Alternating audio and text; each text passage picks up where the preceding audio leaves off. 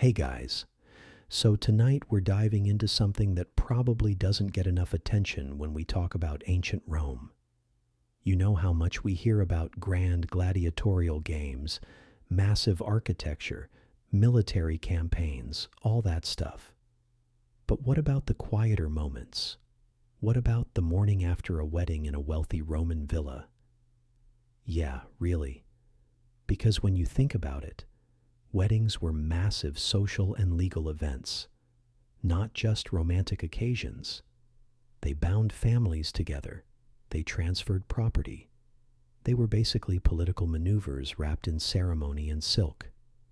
And the morning after? That's when reality set in. That's when the young bride woke up in her new home for the first time, when servants scrambled to manage the fallout, when families started calculating gains. It's messy, it's complicated, it's human. So before you scroll away, hit that like button, because we're about to go deep into one of Rome's most fascinating domestic moments. Drop a comment about whether you think Roman weddings sound romantic or absolutely terrifying, because honestly, it might be both.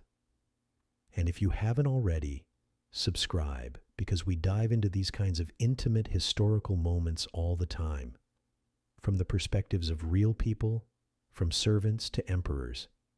Let me set the scene. It's early morning. The sun is just beginning to creep over the roofs of Rome, painting the city in shades of amber and gold. But inside the domus, the noble villa, it's still dim, almost ghostly. The atrium, that central open courtyard that forms the heart of every respectable Roman home, echoes with the sounds of early servants already moving about, lighting fires, preparing the household for another day. Except today is not just another day, because in one of the bedchambers deep within the villa, a young woman is waking up in her husband's home for the first time, and the entire household, from the master and mistress of the villa to the lowest slave tending the kitchen fires, knows exactly what that means. When dawn broke over a Roman wedding villa, the servants were already moving. They had to be. By Roman custom, there were things to be checked, things to be confirmed, things that would determine the entire social standing of the marriage. The morning after was not some private, intimate affair. It was, in many ways, a public certification. Before the bride even properly woke, before she'd had a single moment of peace in her new home, certain matrons and older women would need to verify that the marriage had been consummated. This wasn't crude gossip, though the servants certainly gossiped. It was legal necessity. A Roman marriage required physical union to be truly binding. Without it, the marriage could technically be annulled. So the morning after, in the half-light of the villa, older female relatives or trusted matrons would slip into the bridal chamber, while the bride was still in that confused state between sleep and waking. They'd check the bedding, looking for the evidence of virginity lost. Sometimes there were token stains prepared in advance, a sort of insurance policy by anxious families. Sometimes there was nothing, which caused immediate family councils and frantic negotiations. For the bride, this was humiliating, deeply intimate, completely out of her control. She was maybe 15, 16, 17 years old. She'd been married the day before to a man she possibly barely knew. And now, women she may or may not have met were examining her, examining the bed, making pronouncements about her sexual status to other members of the household. The bride herself had little say in it. In Roman culture, particularly among the noble classes, her body wasn't entirely her own. It belonged to the family honor, to the political alliance the marriage represented, to the legal framework that bound her to her new husband's household. Think about that for a second. Her most intimate moment, the thing that had likely caused her enormous anxiety and possibly pain, was turned into a household inspection before she'd even had breakfast. The matrons would emerge from the chamber with knowing looks, nods exchanged, perhaps a whispered comment to the mother-in-law about whether the bride had been properly trained, or if she needed guidance. The servants who witnessed all this kept their faces neutral, their expressions blank. But they watched. They noted everything. Because by evening, every person in that villa would know the intimate details of the bride's first night. And more importantly, so would the rest of Rome's aristocracy within days. In a society that prized reputation and honor above almost everything else, the verification of virginity was a legally binding act. It protected the husband's rights to the children born of the marriage. It secured the bride's position in the household. It satisfied the investment her family had made in securing the alliance. But for the bride, it was the first of many indignities she would endure in her new role. It was the beginning of understanding that her body, her autonomy, her very personhood had been transferred from one male authority to another. Her father had owned her. Now her husband owned her. And his family had every right to inspect the merchandise, so to speak. Once the morning verification was complete, often with sighs of relief or barely concealed disappointment depending on what was found, the real work of the household began. The bride's chamber had to be thoroughly aired and cleaned. Fresh linen had to be brought in, the old linen removed and stored or destroyed depending on the circumstances. The evidence, as it were, had to be dealt with carefully. Servants scrubbed surfaces, swept floors, opened shutters to let in the weak morning light that slowly brightened as the city of Rome itself began to wake. The villa's slave staff, which could number anywhere from a dozen to over 100, depending on the wealth of the family, swung into action with the precision of a military unit. There was a careful hierarchy among them, just as rigid as anything in Rome's military or political structure. The housekeeper, the villicus or villica, if the master trusted a woman with household management, oversaw everything. Below them came the specialized servants, those who managed the kitchen, a crucial position, because food was power in a Roman household. Those who tended the gardens and grounds. Those who served at table during meals, a position that required grace and training. Those who cleaned, those who managed the household accounts, those who maintained the bathhouse, and at the very bottom, the lowest positions, those who did the heaviest work, the messiest work, the work nobody else wanted to do. For a young bride entering this system, she had just become, in many ways, the most important person in the household besides the master himself. And that meant the servant's attention turned toward her with an intensity that could be overwhelming. Some servants were warm and welcoming, hoping to make a good impression, to build a relationship with the new mistress who might eventually have influence over their lives. Others were cool and distant, protecting their established positions, unsure whether this girl would demand changes or allow them to continue running things as they had been. They brought her water heated over the kitchen fires for washing, a luxury, and the fact that it was provided at all signaled her new status loud and clear. In some households, servants would have to carry water from the well. Not here, not for the new bride. She got hot water, perfumed perhaps with rose or lavender if the household had resources. They prepared her breakfast, simple foods, nothing too demanding on a morning when her stomach was likely in knots from anxiety and residual shock. Bread, soft cheese, perhaps some fruit, honey if the family was particularly well off. Wine watered down, never drunk straight, unless a woman wanted to invite gossip and whispers about her lack of breeding or self-control. They brought her fresh clothing, her formal morning clothes, not the elaborate wedding dress from the day before. That elaborate gown, embroidered or decorated in ways that showed off her family's wealth and her husband's investment, would be carefully stored, cleaned, preserved as evidence of the wedding itself, a kind of legal document in fabric form. The bride's mourning clothes were elegant but subdued, showing respect, but also the transition from bride to wife, from guest to household member.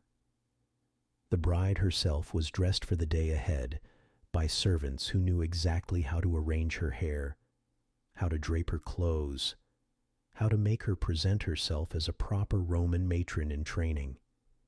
That was crucial. She was no longer a girl playing at womanhood. She was the lady of a household, at least nominally, even if in practice she would spend months or years learning how to actually manage that role. The husband, meanwhile, was managing his own mourning with considerably less stress. He'd likely slept in a different part of the villa after the initial consummation of the marriage, or stayed in the chamber in an awkward silence, waiting for the mourning matrons to arrive so he could leave. His night had been about duty, about performing his role as a new husband. Now his morning was about moving on, about returning to the rhythms of his ordinary life. He had breakfast with his father or brothers if they were in residence. Leisurely breakfast in the way that men of means could afford, speaking about the marriage as a transaction, discussing what the bride's family had brought in dowry, what political advantages the match had secured, whether the bride appeared healthy enough to produce heirs. Numbers were discussed. Property was discussed. The bride's family connections were assessed. His mourning was largely business, practical, unemotional. The bride's mourning was theater, absolute theater. She had to be perfect. Her appearance had to be impeccable, every hair arranged precisely, her clothing immaculate, her face showing the right combination of emotion. Not too cheerful, which would suggest she hadn't taken the marriage seriously. Not too sad, which would suggest she was ungrateful or didn't want to be there. Calm, composed, dignified. Her behavior had to be modest but gracious. She had to navigate the household hierarchy, had to start learning where everything was, had to begin establishing relationships with servants who would either support her or work against her, depending on first impressions. And she had to do all of this probably without having slept, probably while in shock, probably while grieving the loss of her home and family and everything familiar. The contrast between her internal state and her external presentation had to be absolute. She couldn't let anyone see her fear, her exhaustion, her desperate homesickness. Roman marriages, particularly among the upper classes, were often between girls who were barely adolescent and men who were considerably older. A bride might be 12, 13, 14 when the marriage was formalized. A groom might be in his 30s or even older. By law, the groom had to be at least 12 and the bride at least 10, though consummation was typically delayed until the girl was older and physically capable of bearing it. But the household didn't wait for physical development or emotional readiness. The bride moved into her new home immediately after the wedding, and the expectations began immediately. By morning, she was supposed to slot into her new position as though she'd been born into it, as though she hadn't been torn away from her family and placed in a stranger's house the day before. The weight of that expectation was crushing. Breakfast in a noble Roman household was typically a hurried affair on ordinary days. The family ate quickly, often standing or reclining on couches if it was a more formal meal, servants moving between them with food and drink, efficiently serving, then stepping back into the shadows. The day after a wedding, breakfast was a crucial social moment, though. The bride would eat with her new husband and his family for the first time as their daughter-in-law, their new household member, their new matron. This was not a private meal. The family's status depended on how well the bride performed. Everyone knew it. The servants knew it. The family knew it. The bride certainly knew it, even through her exhaustion and shock. She had to eat just enough to show she was healthy and capable, not so much as to seem gluttonous or uncontrolled. She had to speak only when spoken to, showing respect and deference to her new husband and his parents, particularly her mother-in-law, who would essentially be her commanding officer in the female realm of the household. She had to demonstrate breeding, courtesy, the kind of education and training that marked her as worthy of the match that had been made. If she seemed nervous, that was acceptable, even preferable. It showed she took the situation seriously. If she seemed terrified, though, that reflected poorly on her. It suggested she was weak, that her family hadn't trained her properly, that she was already failing in her duties. If she ate nothing, her new family might worry about her health, which would be humiliating. If she ate too much, she was greedy, undisciplined, improper. There was no winning, only degrees of acceptable performance. The servants watched, of course. They always did. They were the real assessors here because they would have to live with the bride day after day, year after year. They assessed her qualities the same way the family did. Will she be a good mistress of the household? Will she treat us with fairness or harshness? Is she clever enough to manage household accounts, or will she be easily deceived? Is she strong physically and mentally? Will she survive the demands that will be placed on her? Because survival was genuinely in question. Not metaphorically, actually. Some young brides didn't survive their first pregnancies, particularly if they got pregnant too young before their bodies were fully developed. Some didn't survive the shock of the transition from their family home to a stranger's household. Illness was common. Infections were deadly. And a bride who seemed weak, who seemed unprepared for the hardships of Roman domestic life, who seemed unable to handle the emotional weight of her new situation, might not make it through her first year in the household. The servants could read the signs. They'd seen it before. After breakfast, the bride's real work began. She had to tour the villa, her new home.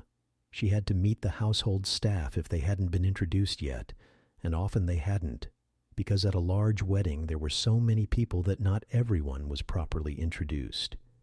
She had to begin learning the rhythm of the house, the schedules, the expectations, the unwritten rules that govern daily life. A noble Roman villa was a small city unto itself.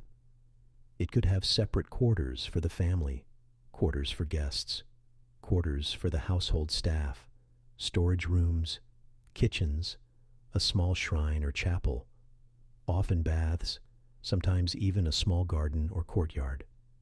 The bride had to learn where everything was, and quickly. She had to learn the names of key servants and what their roles were. She had to figure out the house's hierarchies, its preferences, its peculiarities and quirks. Some houses were run smoothly with order and efficiency, the kind of household where everything functioned like a well-oiled machine, and the mistress could rely on the staff to handle things properly. Others were chaotic, petty, full of internal conflicts between rival servants with competing loyalties, complicated histories, complicated grudges. The bride had to navigate this complex social world while still adjusting to the loss of her family home, still processing her new marital status, still dealing with the physical and emotional aftermath of her wedding night. And she had to do it with grace, with dignity, with the kind of composure that marked a woman as properly trained for her role as a wife and eventually as a mother. The reality was often quite different from the ideal that the training tried to instill. Many young brides were desperately homesick, weeping quietly in corners where they thought no one could see them, clinging to the few possessions they'd brought from their family homes like they were lifelines. Some were defiant, angry at the situation they'd been placed in, furious at their fathers for trading them away, furious at the entire system that had no regard for their feelings or preferences. Some were physically ill, their young bodies struggling with the shock of the transition, the stress, the trauma of the marriage night itself. But by morning, they had to push all of that down. They had to present themselves as ready to take on their new responsibilities, as grateful for the match that had been made, as prepared to be the dutiful wife that their new household expected them to be.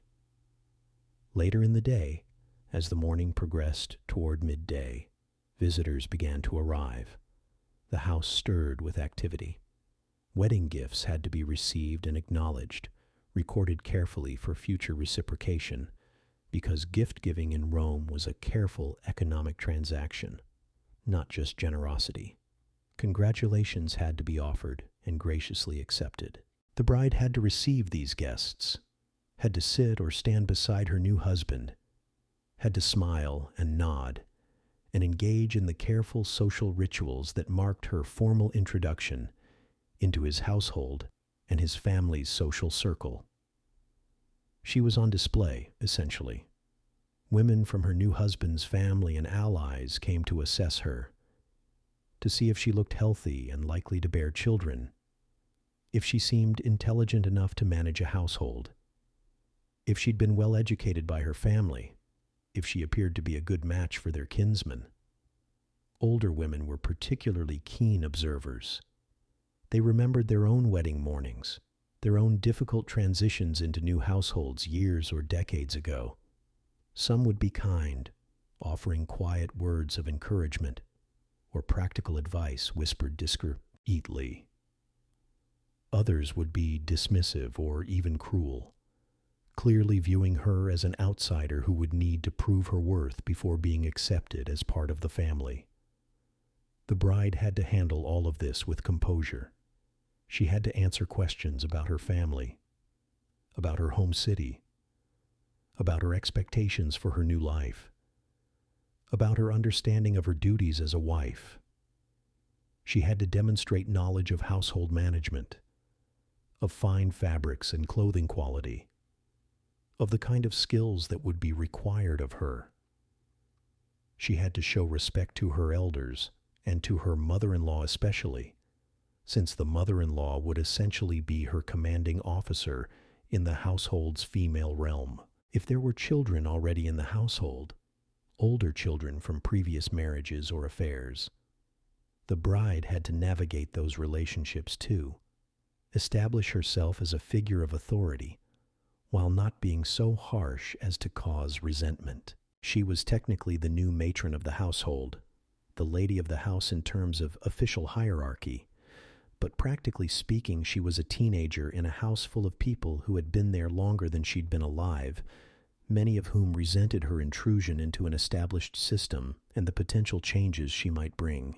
The servants throughout the day were managing the arrival and departure of guests, the preparation and serving of food, the constant small crises that attending a post-wedding celebration created. There was extra wine needed, which meant fetching it from storage.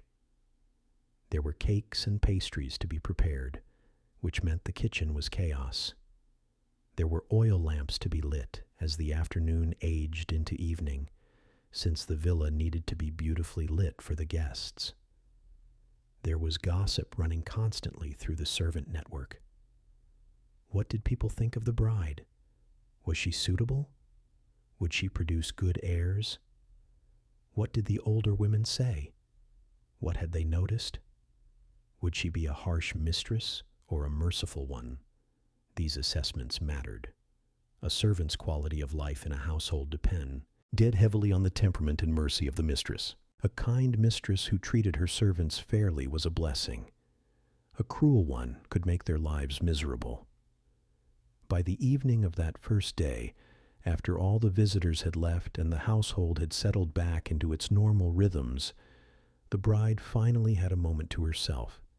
She was exhausted, emotionally and physically drained. She'd barely slept. She'd been examined, scrutinized, assessed, questioned, observed. She was homesick. She was frightened. She was probably sore and certainly confused. And tomorrow she'd have to do it all again. She'd have to continue her integration into the household. She'd have to start her education in how to run a Roman household, how to manage servants, how to handle accounts and inventory, and all the hundreds of small tasks that fell to a wife. The morning after a Roman wedding in a noble villa was the moment when the romantic fiction of the wedding ceremony gave way to the harsh reality of married life. It was the moment when a girl became a woman, not through any choice or readiness of her own, but through legal and social decree.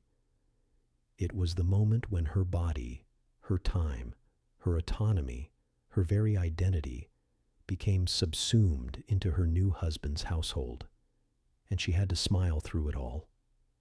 Looking back across the centuries at these Roman mornings after weddings, what strikes us most is how little agency the bride had in any of it. This wasn't unique to Rome, of course. Young women across history have been traded in marriage, have been forced into new households with new families, have been expected to adapt and excel in situations completely beyond their control. But Rome documented it, wrote about it, made it a legal and social spectacle. The morning after a wedding was as much a public event as the wedding itself, just in a smaller, more intimate circle. It revealed the brutal mathematics of Roman family life. Love was not the point.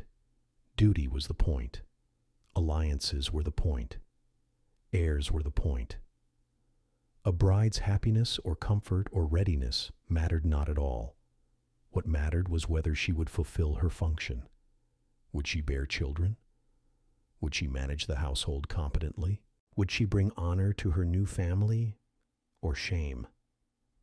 These were the questions that occupied her new household's minds on that fraught morning. The bride herself was often a secondary concern in her own marriage, at least in the first days and weeks. Her purpose had been set before she was even born. Her education had been designed to prepare her for this moment. Her entire identity had been shaped toward becoming the right kind of wife, the right kind of mother, the right kind of household manager. And the morning after the wedding was when all of that training was put to the test. In many ways, Rome's approach to marriage was ruthlessly efficient. Emotions were irrelevant. The social and legal machinery of marriage ground on, regardless of how the bride felt, what she wanted, whether she was ready. She was ready because she had to be ready. She adapted because she had to adapt. She became the role because refusing to do so wasn't an option. And the household, from the master down to the lowest slave, watched and assessed and began the process of determining whether this particular bride would thrive, survive, or become yet another tragic statistic in Rome's long history of arranged marriages. The morning after a wedding in a noble Roman villa was not the beginning of a love story.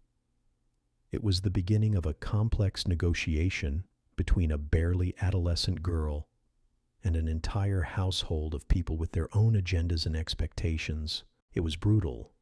It was careful. It was observed. And it was absolutely essential to understanding not just weddings in Rome, but the entire structure of Roman family life, Roman property law, Roman gender politics, and the daily reality of millions of women who had no choice but to navigate these impossible circumstances with grace, or at least with the appearance of grace. That's what we forget when we romanticize the ancient world. Those mornings were not magical. They were terrifying,